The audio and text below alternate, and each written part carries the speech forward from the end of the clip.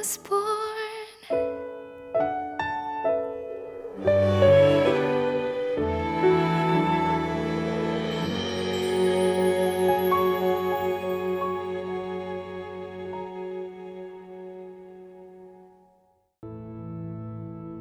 사도들이 예수께 모여 자기들이 행한 것과 가르친 것을 낱낱이 고하니 너희는 따로 한적한 곳에 가서 잠깐 쉬어라. 이는 오고 가는 사람이 많아 음식 먹을 겨를도 없음이라. 이에 배를 타고 따로 한적한 곳에 갈새 그들이 가는 것을 보고 많은 사람이 그들인 줄 안지라. 모든 고을로부터 도보로 그곳에 달려와 그들보다 먼저 갔더라. 예수께서 나오사 큰 무리를 보시고 그 목자 없는 양 같음으로 인하여 불쌍히 여기사 이에 여러 가지로 가르치시더라. 때가 저물어 가매 제자들이 예수께 나와 이것은 빈들이여 날도 저물어 가니 무리를 보내어 두루 촌과 마을로 가서 무엇을 사 먹게 하옵소서. 너희가 먹을 것을 주라. 우리가 가서 200데나리온의 떡을 사다 먹이리까? 너희에게 떡 몇 개나 있는지 가서 보라. 떡 5개와 물고기 2마리가 있더이다. 하거늘 제자들에게 명하사 그 모든 사람으로 때를 지어 푸른 잔디 위에 앉게 하시니 때로 100명씩 또는 50명씩 앉은지라. 예수께서 떡 5개와 물고기 2마리를 가지사 하늘을 우러러 축사하시고 떡을 떼어 제자들에게 주어 사람들에게 나누어 주게 하시고 또 물고기 2마리도 모든 사람에게 나누심에 다 배불리 먹고 남은 떡 조각과 물고기를 12바구니에 차게 거두었으며 떡을 먹은 남자는 5,000명이었더라.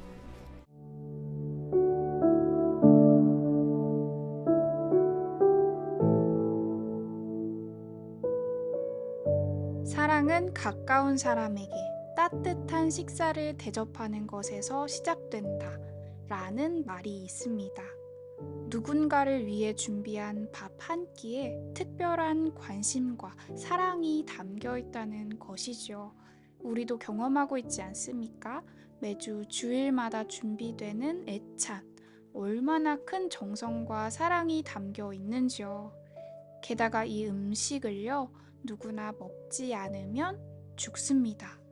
그러니 식사를 공급받는다는 것, 이것은 익숙한 일이지만 생명을 이어가도록 하는 아주 중요한 일입니다. 오늘 본문 35절부터는 우리에게 아주 익숙한 오병이어 사건이 기록되어 있습니다. 예수님도 그 특별한 관심과 사랑으로 수천 명에 달하는 사람들에게 식사를 제공합니다. 보리떡 5개와 물고기 단 2마리를 가지고요. 믿기지 않는 일이죠. 놀라운 기적입니다. 그런데 이 기적의 이야기 속에 보다 더 놀라운 진리가 담겨 있습니다. 30절부터 꼼꼼히 한번 보겠습니다. 예수님이 일전에 복음을 전파하도록 파송한 사도들이요, 돌아와 한데 모입니다. 어떤 일이 있었는지 또 무엇을 가르쳤는지 이야기하는데 사람이 너무 많이 모여든 거예요. 정신이 없는 그 곳에서 지친 제자들이 쉴 수 없겠다고 생각한 예수님께서요, 자리를 옮겨 한적한 곳에 가서 잠깐 쉬어라 하십니다. 이 한적한 곳은 사람이 거하지 않는 빈들을 의미하는데요. 특별히 황폐한 광야의 의미를 가지기도 합니다. 허허벌판, 사람이 아무도 없는 그곳을 향해 제자들이 배를 타고 가고 있는데 33절을 보세요. 무리들이요, 그것을 보고 도보로 막 달려서요, 제자들이 도착하기도 전에 먼저 그곳에 도착합니다. 이 간절함이 느껴지시나요? 예수님이 행하시는 기적을 경험하고야 말겠다. 누군가 나를 고쳐주기를, 나의 삶의 문제를 해결해주기를 간절히 원해요. 그래서 그 광야 같은 곳을 향해 정신없이 뛰어가는 것이지요. 예수님은 이들을 보고 목자 없는 양 같다고 말씀하십니다. 영적으로 갈급한, 채워지지 못해 방황하는 이 무리가요, 목자가 없어 이리저리 헤매는, 꼴도 먹지 못하고 쫄쫄 굶는 양같이 느껴지신 모양이에요. 그런데 이스라엘의 민중에게 목자가 없었습니까? 아니요. 유대에는 통치자, 종교 지도자들이 존재했지요. 그들은 백성을 돌보고 보살피고 가르칠 책임이 있습니다. 그런데 외식과 형식주의에 빠진 제사장, 서기관, 바리새인들이 자신의 책무를 버립니다. 에스겔서 34장에서 책망하는 양을 먹이지 않고 자기만 먹는 목자가 되어서요. 백성들의 삶은 안중에도 없고 자신들의 안위에만 집중합니다.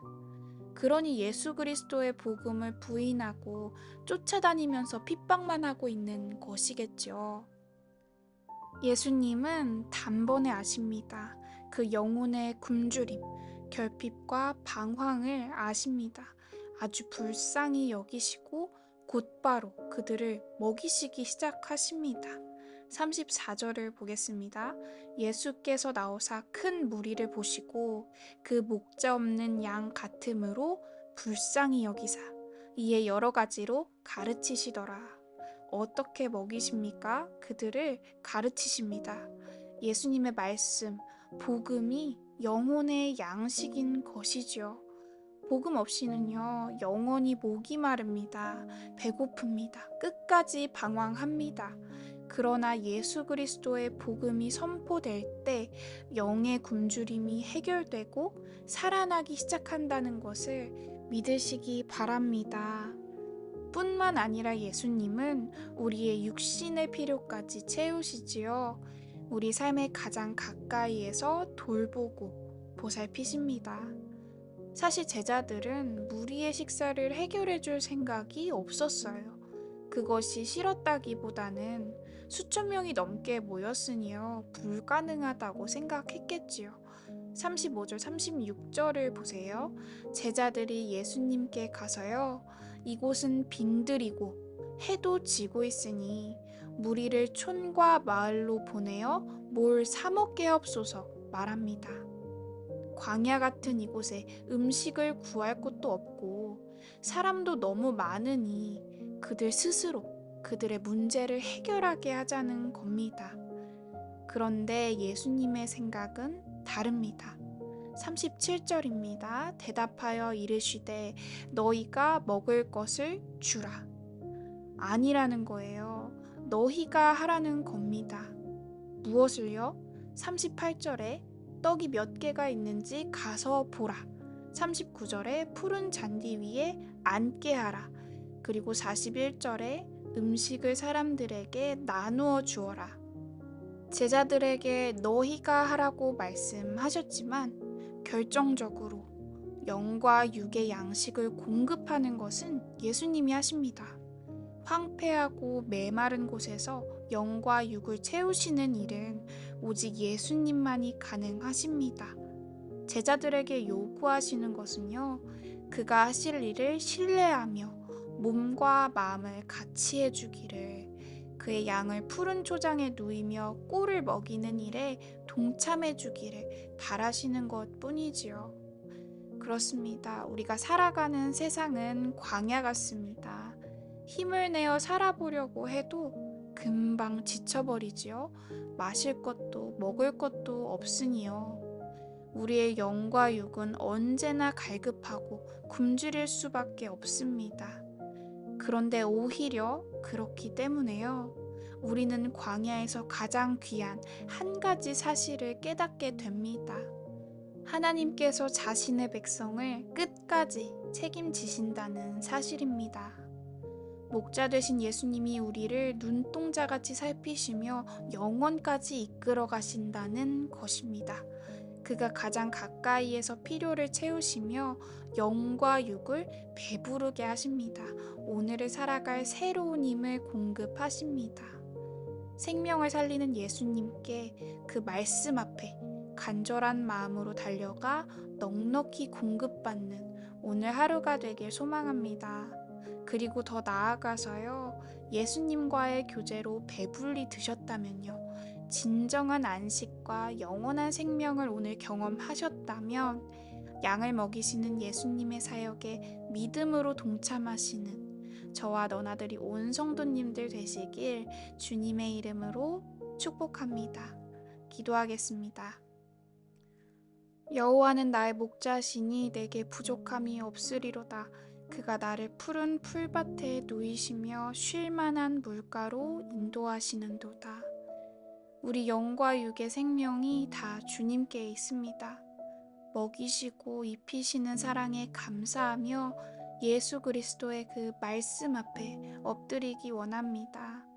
그리고 순복하며 제자로서 그 사랑을 전하는 오늘 하루 살아가기를 결단하오니 동행하심으로 우리를 도와 주시옵소서. 믿고 감사드리며 예수님의 이름으로 기도드립니다. 아멘.